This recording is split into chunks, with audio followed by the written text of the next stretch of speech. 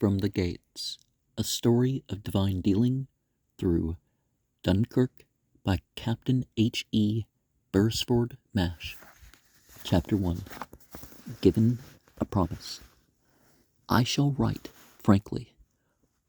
I believe if my book is to command the attention and hold the interest of its readers, it is necessary that I should write from the depths of those experiences with which the story is concerned. I think, indeed, I could write in no other way. For this reason, I do not hesitate to recall my first week of September 1939. I had for some time held a commission in the Territorial Army Reserve and was therefore mobilized immediately on the outbreak of hostilities. Actually, I was called up the day before war was declared and instructed to join my allotted unit in Devonshire. The unit was a casualty clearing station in the Royal Army Medical Corps. That first week was hard going. There was a great deal to face. I do not hesitate to say that the complete breakup of everything was almost unbearable to me. Night after night, I completely broke down and seemed to lose all strength of spirit. It was, of course, the breakup of home that affected me most. There were other things, but they all seemed insignificant in comparison, and they were no more than the difficulties which many were facing. I found it an intense mental and spiritual struggle to adapt myself to a new life, military life. It became a vital necessity to reach out as never before for God's help and sustaining grace. Even so, I have never become completely adapted to that new life, although the time spent in the service has not been without its values. Then, gradually, in those early weeks, I found God was speaking to me. Especially was this my experience towards the end of October.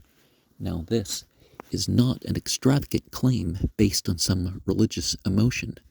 Many of my readers will know from their own spiritual experience how God delights to talk with us as we wait before Him, particularly through His own word. If this sounds strange to some, it may be because you have yet to experience living contact with God and to know what it is to hear Him talk to you.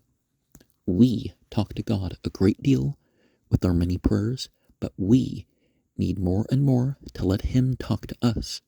Often, even while we pray, if we but pause, we can hear His answer coming back into our souls, sure and certain. So sure it is sometimes that we have to stop praying for the thing for which we are asking. We suddenly feel the answer given before we see it in actual fact. There is one very definite instance of this in a latter chapter. The earliest message I had in this way was found in Daily Light and came to me during October. The passage was from the second book of Chronicles, chapter 20, verse 17. Ye shall not need to fight in this battle. Stand ye still, and see the salvation of the Lord, for the Lord will be with you. Again, later, a passage came to me from the book of Genesis, chapter 28, verse 15. Behold, I am with thee, and will keep thee in all places, whither thou goest, and will bring thee again in this land. For I will not leave thee until I have done that which I have spoken to thee of. I found considerable difficulty in understanding the first of these two passages in its particular application to my circumstances, but as these and several other passages fastened themselves on my attention, there came a sure and strong conviction that God was telling me that He would follow me and guide me, and that He would certainly bring me back no matter what experiences might lie ahead of me. So, the Alpha goes before, the Omega goes after. Although this conviction was very strong, I said little about it for some time, even to my wife. I could only refer to it in general terms during those early weeks. I was very anxious not to misinterpret the guidance, and so to lean upon or hope for something that was not intended for me. There was just this one thing certain through it all. God had said as clearly as if He had just spoken the words that day, I am with thee, and will bring thee again.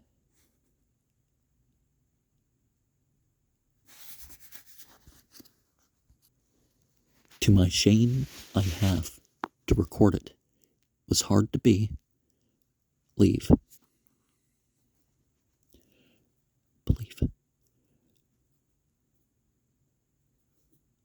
The future seemed so dark, the separation so unbearable. And yet, God was calling me to enter by faith into the claiming of His promise. His word and promise would stand unbroken through all the coming weeks of doubt, difficulty, and danger. Now, it can be said that the proper use of belief is, well, you accept something that has been transferred to you. Faith is when there's some evidence towards it. You don't completely know, but, you think the evidence is pointing that direction. Sort of like a theory or a hypothesis. Ultimately, I was enabled to receive the victory of faith and to rest in that unbroken word.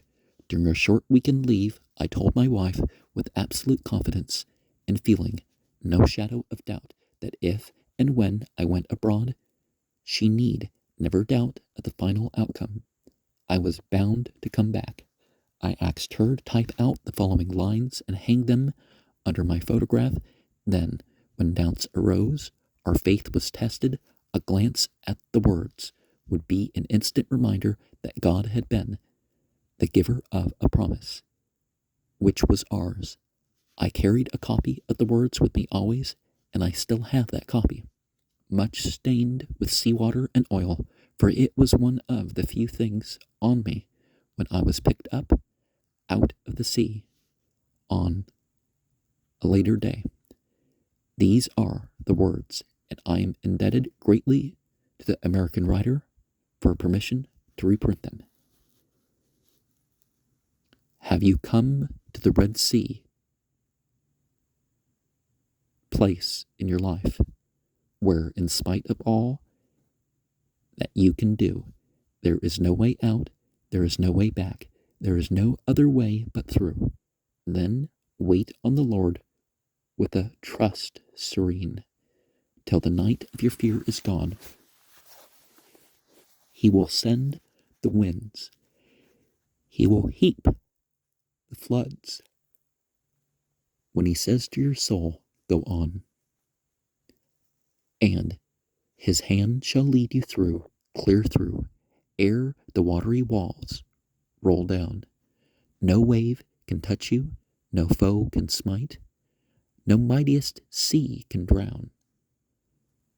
The tossing billows may rear their crests, their foam at your feet may break, but over their bed ye shall walk dry shod in the path that your Lord shall make.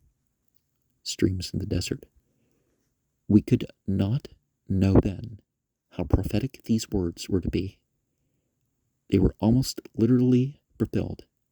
As I shall relate in a latter chapter, there came a time when, dazed and utterly exhausted in the sea, I heard those words, His words, reiterated incessantly in my ears, go on, go on. And His hand did indeed bring me through. So the weeks passed by, autumn gave way to winter, and in November, I was detailed for temporary duty in a West Country town further up the line, but still in Devon. Here I was in charge of the dental center for some 2 months. Now, it used to be that winter was usually referred to as about a week into November to a little less than a week into February, and then the temperature starts to rise, so they call that spring. But they changed the definition of winter sometime for some reason. During all this time, there was still no definite action with regard to our proceeding abroad until a series of incidents occurred, which I will relate.